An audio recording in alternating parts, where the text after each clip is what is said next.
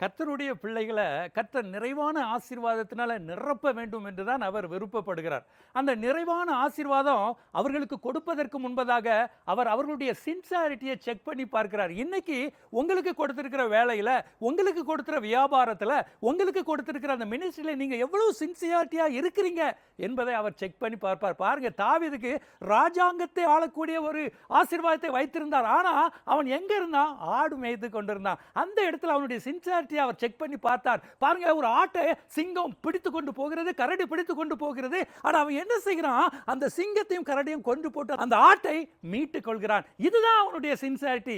அதை கர்த்தர் பார்த்து அவனுக்கு ராஜாங்கத்துக்கு கொண்டு போய் அவனை ஆசீர்வதித்தார். இன்னைக்கு உங்களுடைய வாழ்க்கையில கூட ஒரு சின்ன வேலை கொடுத்திருக்கலாம், ஒரு சின்ன வியாபாரம் கொடுத்திருக்கலாம், ஒரு சின்ன மினிஸ்ட்ரி கொடுத்திருக்கலாம்.